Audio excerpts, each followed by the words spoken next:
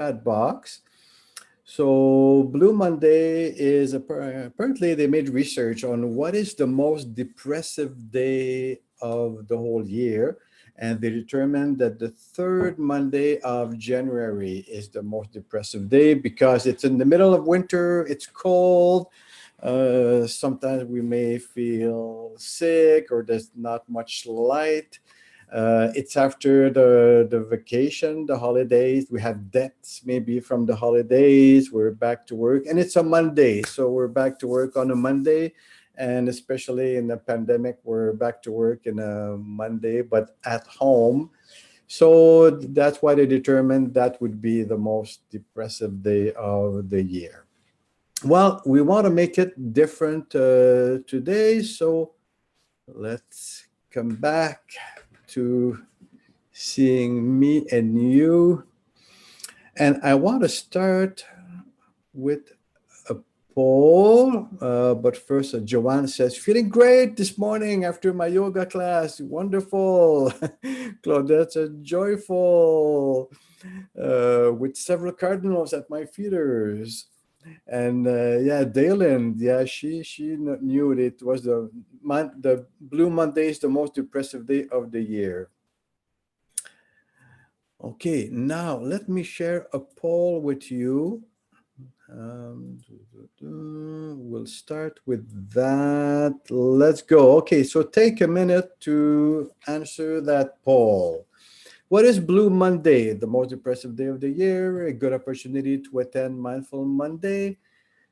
It doesn't matter. I have the power to decide in what state of mind I will live. I have a reason to say I'm okay. You're okay. A good reason to give and receive positive strokes, warm fuzzies. And there's beauty everywhere. We just have to look for it, or all of the above. Okay, I'm giving you a few seconds to make your selection.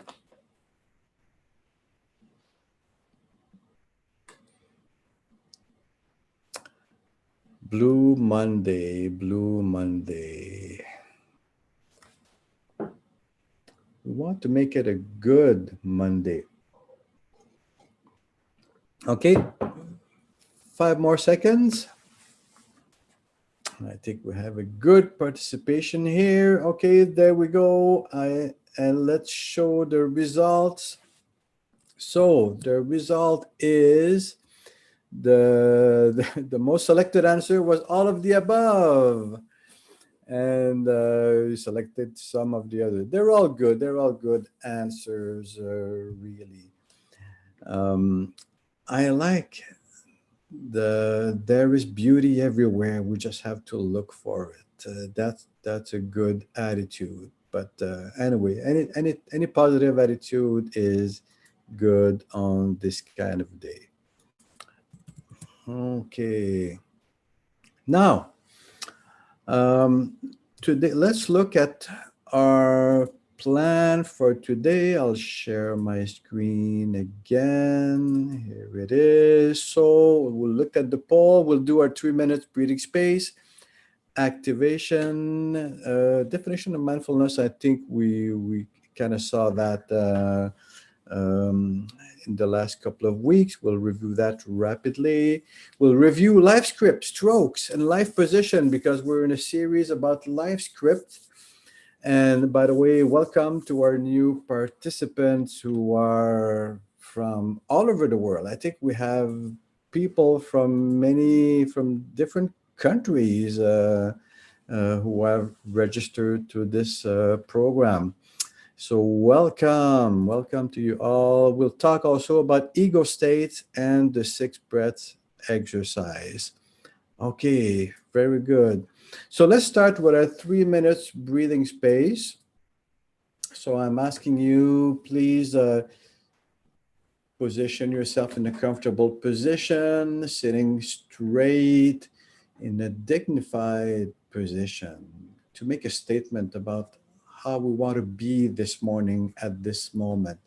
So close your eyes if you're comfortable with that and breathe. And for the first minute, try to pay attention to your body. In what state of mind and what emotion are you coming to this group this morning?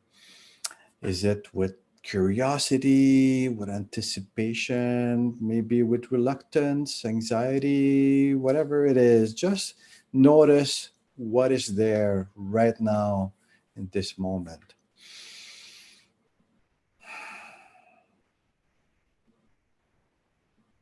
Mindfulness is listening to our body.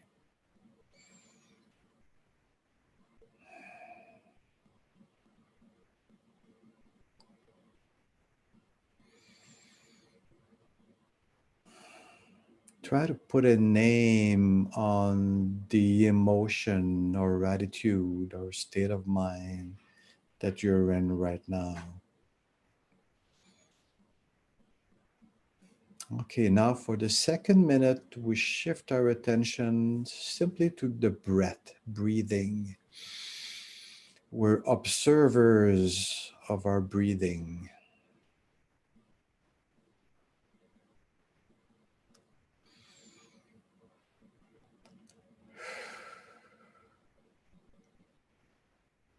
And as we observe, mindfulness is observing. As we observe our breathing, we disconnect from any distress. We're simply observers. We're activating another part of the brain.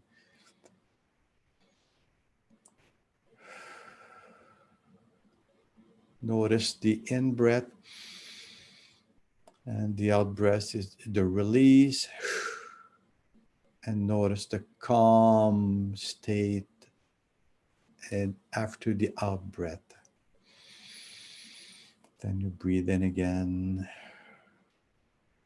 And now for the third minute, we pay attention not just to the breath, but to the whole body. What kind of energy is in our body at this time? How do we feel?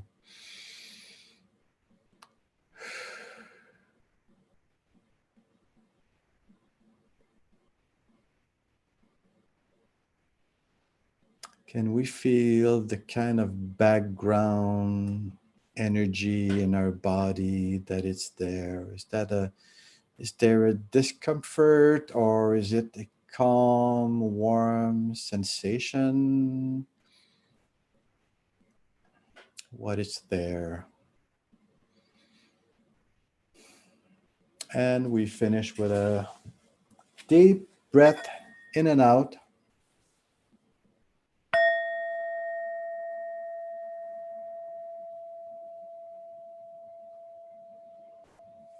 Okay, very good. How did that feel? Please write a comment in the chat box. Was it easy for you to get into that exercise, or was it a little more difficult this morning? How was it for you?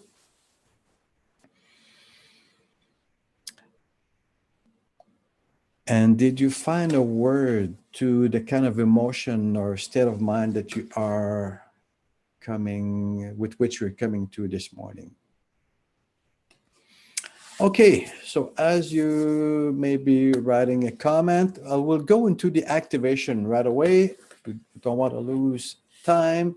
So activation this morning will be, I want you to rub your arms. We need good circulation. We need to warm up those arms and shoulders. Bring some energy to our body. Okay, then I want you to just massage your upper back and neck like that. Let's bring some good circulation in our body and even rubbing our temples as we breathe. The cheek. Oh, too much activation now. I'm losing my glasses. Rub your eyebrows, your jaw, neck. Okay, now let's stretch, turning to one side. As you breathe, don't forget to breathe. And then turning to the other side, have that good stretch in the neck and upper back. Be careful not to overdo it. Don't hurt yourself. Listen to your body.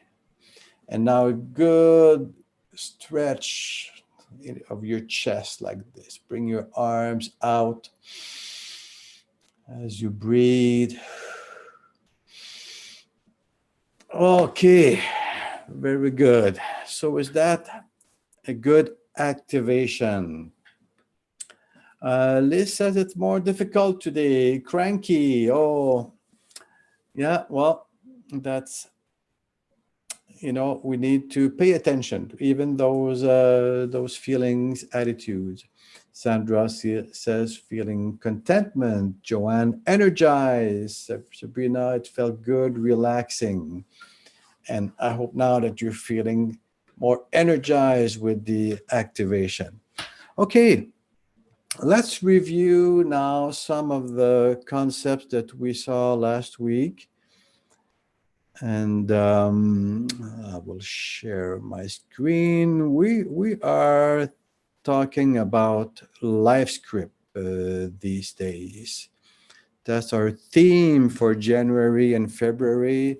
So LiveScript, what is a LiveScript? It's like as if the script of our life is already written in advance. We have chosen to live in a certain way. Some people call it a survival decision. It's often decided when we're very young.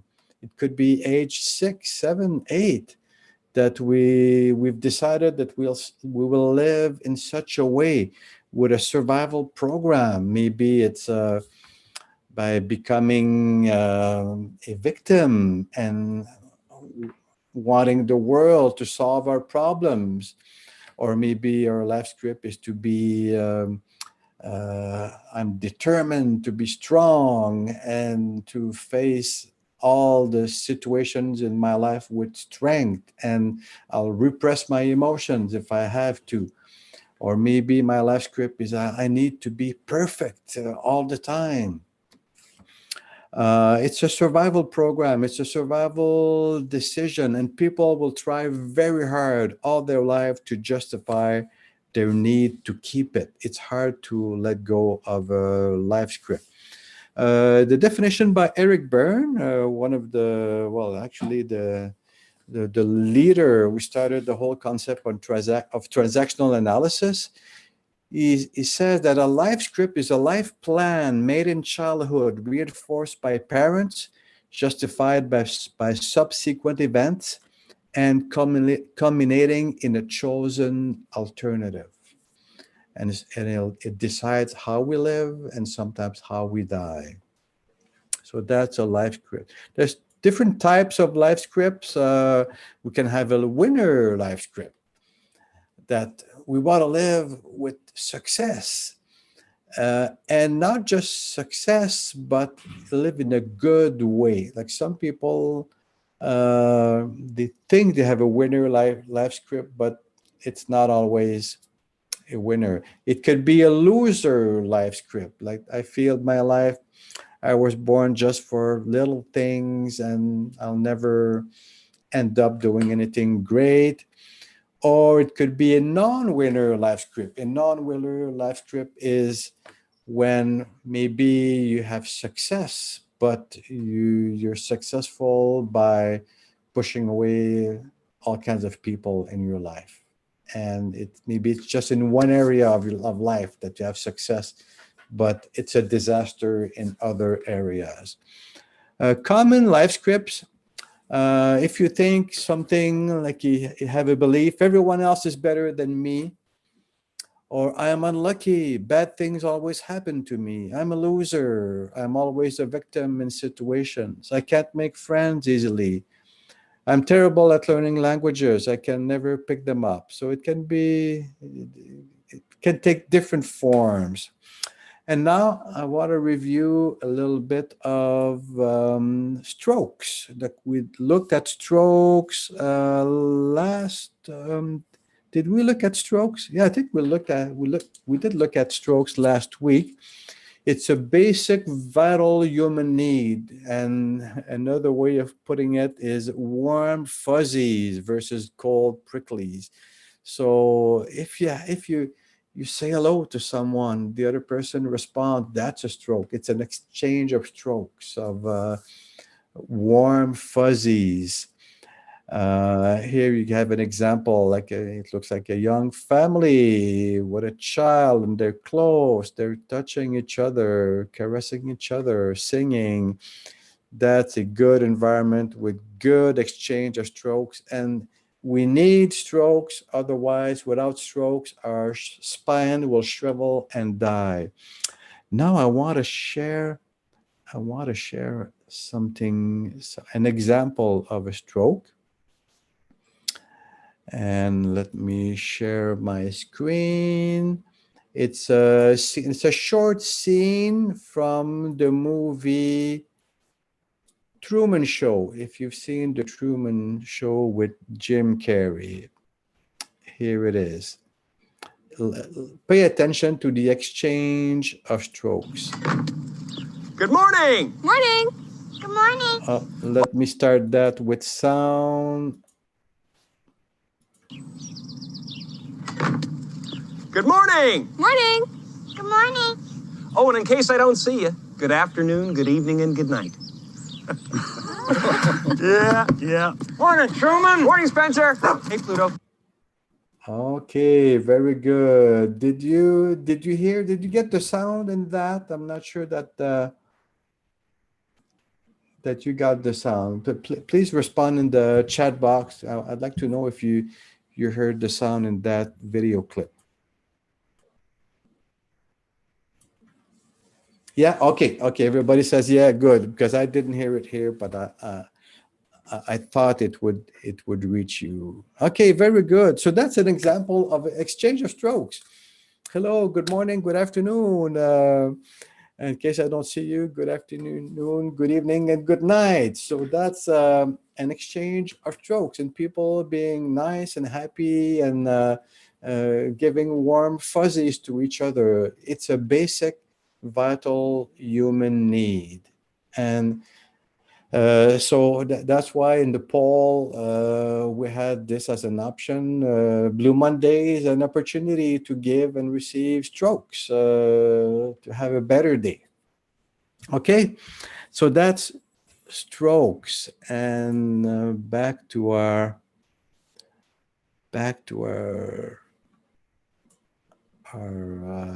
slides over here.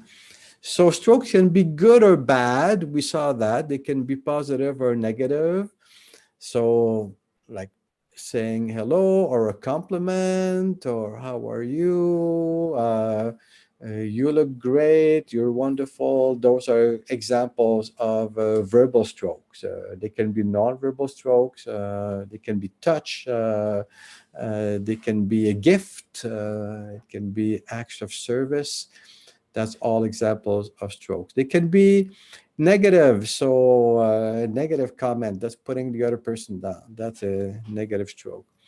We need strokes, and someone who never gets strokes will often settle for a negative stroke rather than no strokes at all. So maybe bringing attention to oneself by doing something bad, by acting out something bad, just in order to get a response.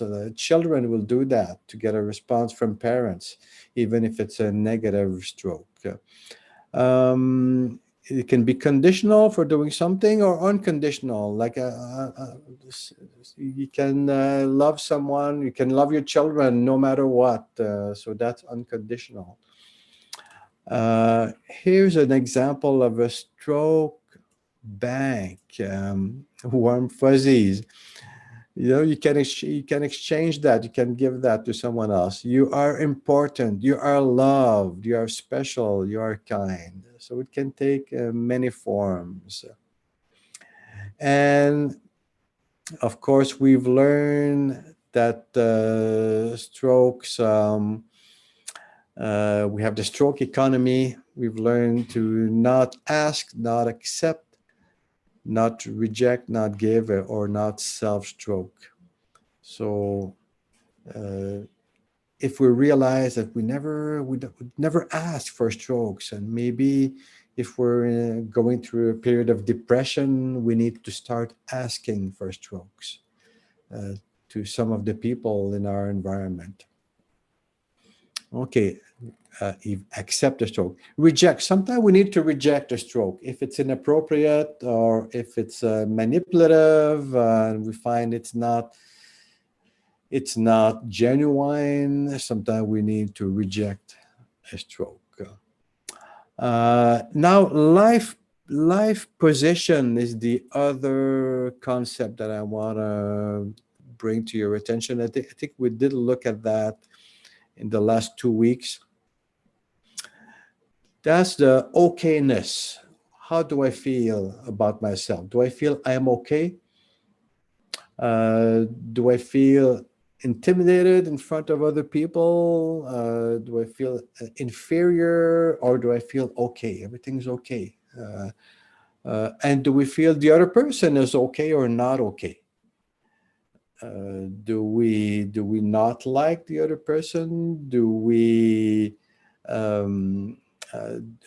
find the other person is intimidating? So that will change your life position. The ideal position is I'm okay, you are okay, the healthy position. If we say I'm not okay, you're okay, it's one down position, like we're in a lower position. If I say I'm okay, you're not okay, then I'm in a one-up position, kind of condescending, looking down on the other person. Or I'm not okay, you're not okay. That's a hopeless position. Oh, this is terrible. We'll never make it. Where do we find our okayness? That was a challenge that I gave to you. Where do you find your sense of okayness? Did you receive enough positive, unconditional strokes in your life so that you feel that, yeah, I'm okay no matter what? No matter what, maybe if I fall down, I can get up again. I am okay. I can live like that. I decide to be like that. Worthiness has no prerequisites, says Brené Brown. She says we need to engage the world from a place of worthiness. We have to feel I am okay. And where do we find that? Where do we find that? And I suggested to you that if we did not receive those marks of appreciation, that we are worthy, that we're okay, sometimes spirituality can offer the ultimate solution. And here's a verse that I like from a Psalm 139. I will praise you, for I am fearfully and wonderfully made.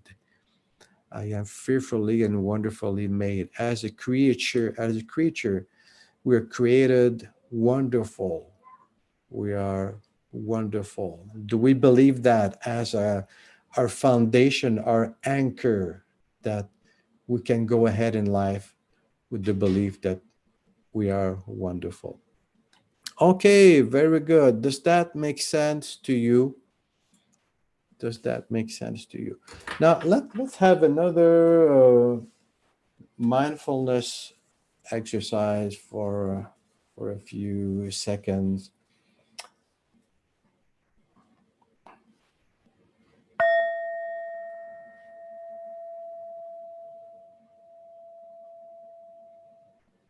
This bell is the signal to stop and pay attention. And I want us to look inward for a moment. Breathing as our first point of attention. maybe with eyes closed. And do we find okayness in our life or not okay? How do we feel about ourselves?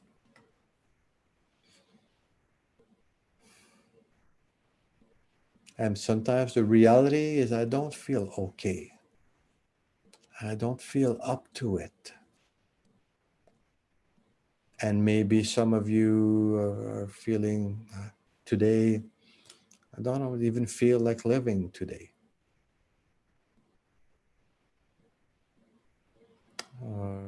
It could be very negative and I feel helpless, hopeless, insecure.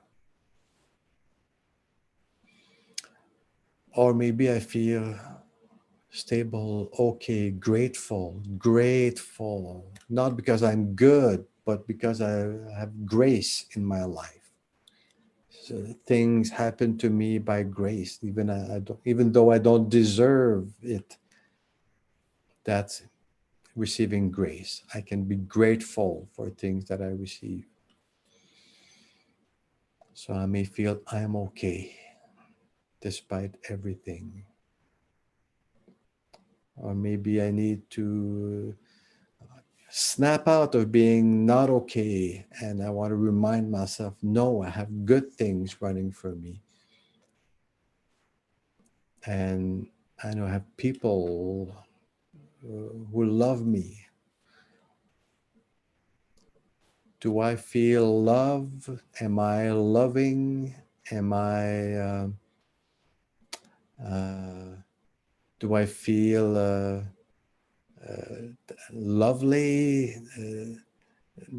Can people love me, like me? And let's breathe with that sensation. If I feel I am okay, I am loved, we have to let it sink in.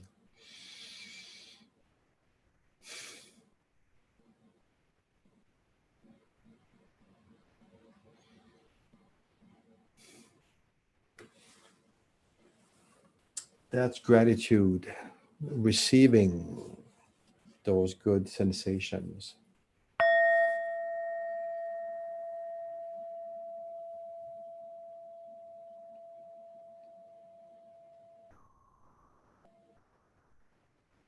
Okay, I want to go to the next point. Today, I want to study with you what we call ego state. So, in the whole realm of life script, that life decision, that survival decision, that survival strategy that we have adopted in our youth. Often we live that position from our ego state. And let me show you here a little diagram that explains what is an ego state. Okay, ego state is one of three state or status or state from which we live life, either from a P for parent position, A for adult position, or C for child position. So as a parent, maybe we interact with someone else as a critical parent. Maybe we're telling someone, okay, well, you didn't do that right, or, you better get your life straight, or maybe you should quit smoking. So that's from a critical parent, we're coming from that state where we have all kinds of values and we want to share, we want to point out something to someone else, we want to influence someone from that parental state. And of course, if you're a parent, you've had children, well, you used a lot of your parental ego state in interacting with your child. So it can be from a critical parent, which can be positive or negative. If it's negative, it can be, oh, you're so stupid, or get out of my way. That's a critical parent. Or it can be from a positive critical parent, like don't do this, you'll fall down, and I want you to be okay. Don't touch the hot stove, or don't climb up that tree. You're not old enough to do that. So it can be from a good intention and wanting the other person to be well. We can use that parental ego state with adults. Oops, I lost it.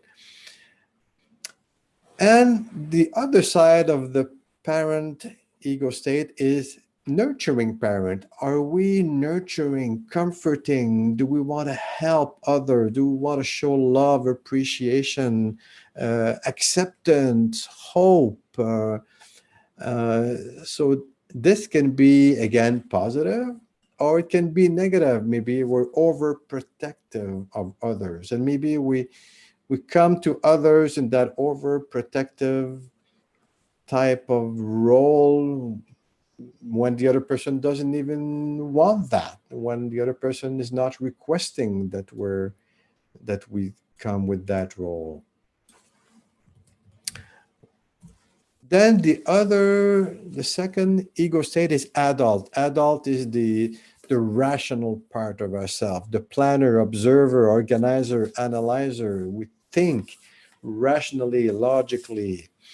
There's not much feelings there. There can be feelings, but it's more the rational part of ourselves. We often need to go there when we have a problem to solve. We cannot just jump to conclusion. We need to stop and analyze and find a solution. That's what I see with clients in psychotherapy. They often need to stop and come to an adult place to solve their problem. Then the child, I like the child ego state. We come into the world as a child, as a natural child, with needs. We have emotional needs. We need strokes. We need those warm fuzzies. We need to learn, and we grow. But we still have that child ego state even after we grow up. It can be an adaptive child, either rebellious child, or adaptive, which can be positive or negative. If we're a negative, rebellious child, that's the angry, non-conforming part of ourselves. Or it can be positive sometimes to be rebellious. If we don't agree with something that's very wrong, it can be political, it can be in our environment, and we need to correct things. That rebellious child can be positive, can be okay. And the adaptive child is the other side. The flip side of that is if we're always submissive, following the rules, it can be positive. Like we don't want to get arrested by police, and we want to play by the rules with friends and people around us. Or we can be too adaptive, like we never have a voice, and we feel oppressed, and we just like don't say anything, and maybe we're too shy, intimidated, and we don't let our voice be heard. And finally, there's the free child, the spontaneous, creative, artistic part of us, emotive, and living in the moment. So those are the three ego states from which we live our life. To be mindful, why do we bring that in mindfulness? Because we can be aware of that. We can become aware of that. How do we interact with other people, with our partner, with our children, with our coworker? Do we interact as a usually like as a critical parent, telling others how to behave, or criticizing them, or nurturing them? Or do we come as an adult, like always, like rational, or as a child, the lively, and you know, we live a big part of our life as a child, sometimes just following rules, but sometimes with the free child wanting to express itself and be creative and have fun. And you know, the I would say probably the most rewarding part of life is when we're with someone else, interacting child to child, having fun, being on the same page, encouraging each other in a fun way. That's the child to child interaction. Or are we interacting from parent to child? Often in a couple, one of the two persons in the couple will act as a parent, expecting, like treating the other one as a child. Or maybe you come as a child and wanting the other one to be parenting you. Can you be aware? Can you be mindful? Hey, that's how I'm living my life. I'm always wanting the other person to take leadership as a parent, and I'm just like a submissive child. Sometimes it can be a good a good match, if it's positive. But we want to have a positive uh, interaction, no matter what ego state we are in. And I tell you, if we want to go into intimacy, if we want to be intimate with someone else, it's usually from child to child. If we're able to be from child to child, drop our mask, forget our roles, and just be ourselves, be real, be spontaneous. That's from child to child. So I explain that because it's part of our life script. We live in ego states, and we can become aware of that. Okay, does that make sense? Does that make sense? By the way, sometimes with some people we will interact as a submissive child, and then we go to another person and we interact adult to adult, and then with someone else we act child to child. So from one person to another, and then from different times we'll act in different with different ego states. And notice, if you have an argument with someone else, is one of the two acting from a critical parent, treating the other as a child. Pay attention to that. Okay, did you learn something today? Did you learn something today? And if you have question, please ask in the question and answer box. Okay, I hope it just makes you curious and about how you live your life in what kind of life script, and again, life script with in what life position. Is it I'm okay, you're okay? Is it with good positive strokes? And is it from an ego state that is appropriate for the moment? Okay, let's go to another mindfulness exercise. I want to have a moment with a mindfulness of sound now, just to kind of break from that all that technical stuff. I just want you to be mindful of sound for a minute, and we'll use our singing bowl.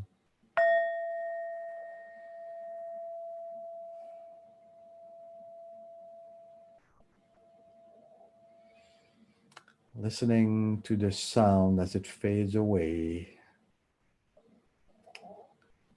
And we're in a relaxed mode, breathing, paying attention to sound. Can pay attention to the sound around us.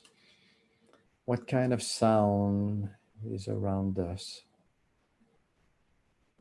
Is there a sound of people talking, chatter? Is there a sound of ventilation? Is there music in your place? What sound is there? Now I want to show you, this is what they call the singing bowl. So I'll try to make it sing.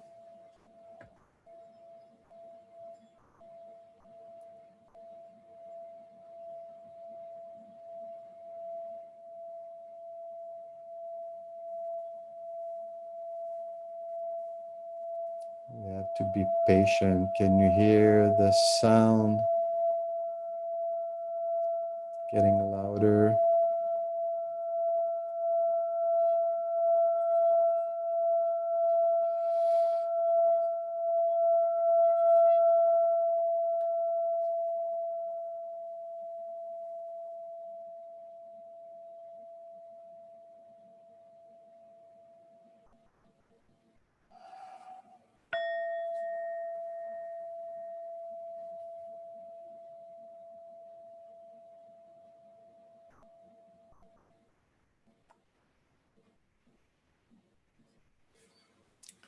Okay. Mindfulness is paying attention to one thing at a time instead of being busy and being multitasking. Paying attention to your water or your tea instead of your mind being somewhere else, being with it.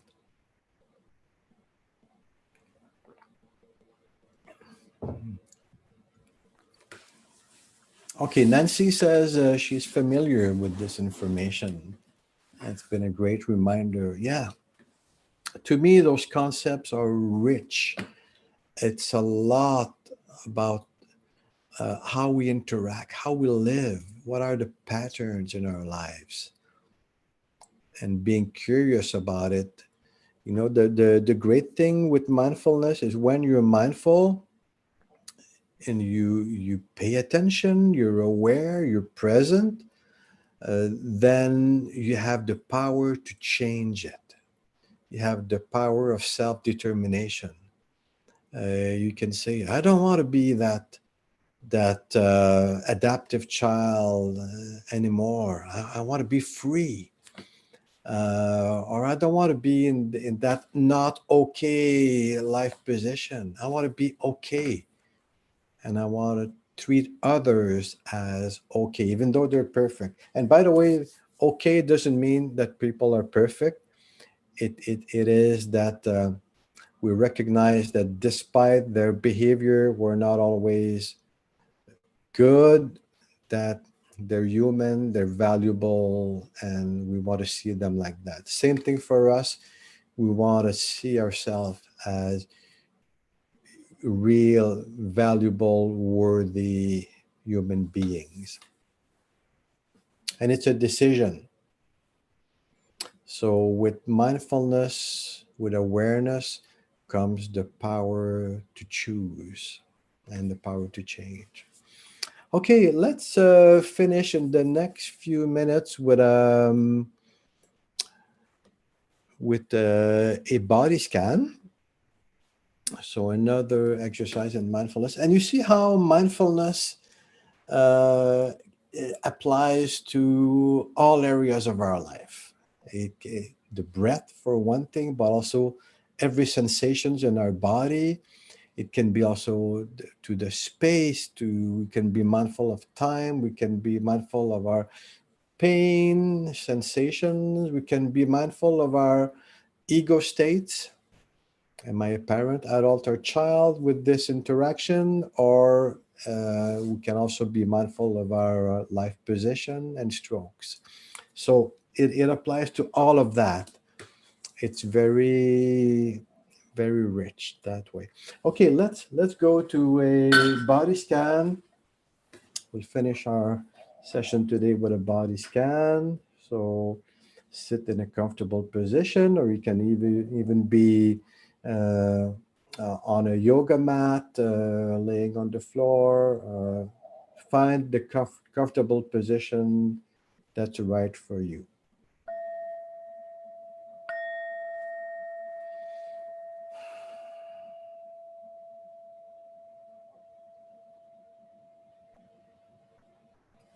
So close your eyes. Close your eyes, and we will scan our body as if we have a light scanning our body from head to toe. And as we breathe, we kind of do two things. We breathe and pay attention also to a part of our body. So can we notice our forehead? How's our forehead? Is it tense? We can raise our eyebrows and release them. Pay attention to the sensation. It's usually a very subtle sensation, but the more we do it, the more we gain that ability to pay attention. It strengthens that kind of muscle in our brain, that muscle of being observer.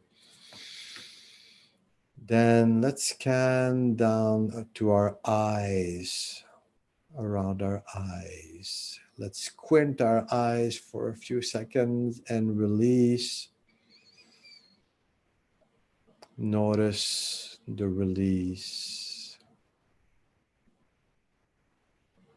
Scanning down to our cheek and jaw, our ears, then to the back of our head. As we breathe,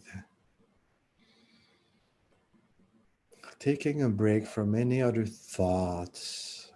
And if other thoughts come to our mind, we just notice them. It's totally normal, and we let them go as we bring our focus back to our body. And now from our neck and shoulders, we notice our arms, upper arms, biceps, triceps. Then our forearms and hands. Notice every finger, each finger in turn, from the little finger, then each finger, one after another, from your left hand first.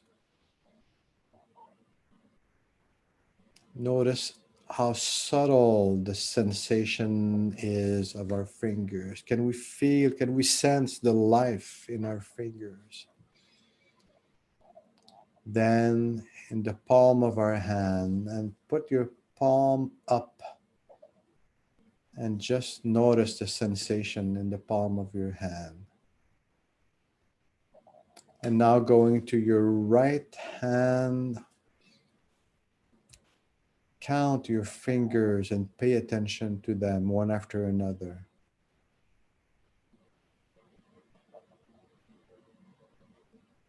And then put your palm up and notice the sensation in the palm of your hand. What do you sense in the palm of your hand?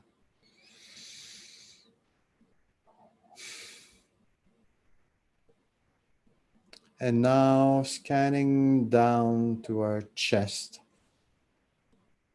and abdomen. Noticing any tension, any sensation there. Releasing any tension. Intentionally releasing all the tension in our stomach. Then scanning down our back. upper back, middle back, lower back.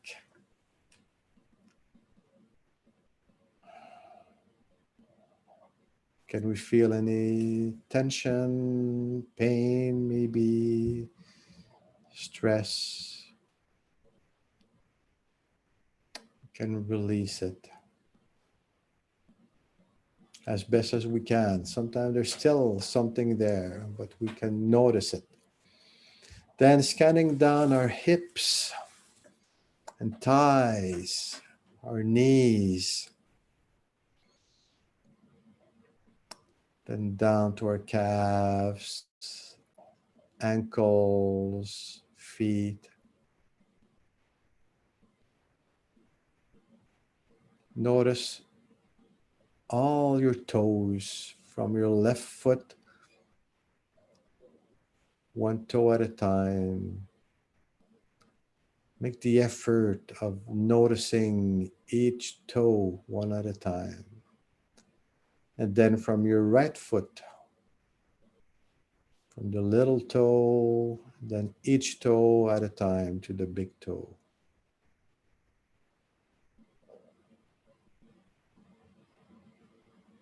And then bringing back your attention from your feet, from your toes, scanning up, feeling, sensing every part of your body, from your knees, thigh, hips, abdomen, chest, neck, and head.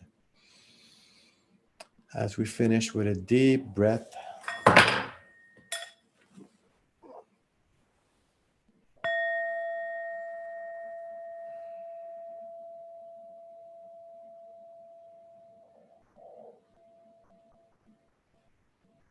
And this has been our Blue Monday, Mindful Monday. Hoping it was relaxing and enlightening also about how you can pay attention to yourself. Today's lesson is we have ego states. We can be either as a parent, adult, or child when we interact with others. Notice today the person with which you will interact. Will you interact from a parental place or adult or child? And I wish you to go reach that intimacy, being real with other people. Okay. I wish you a good week. Feel free to send any comments or questions or things you'd like to cover in the next few weeks. You will receive an email today from Zoom, so you can respond to that email. It'll come to me, and I always like to read your comments and questions, and I usually respond to all the questions you have, if I have the answer, of course. So I wish you a good week, a good day, and we'll see you next Monday. Bye, everybody.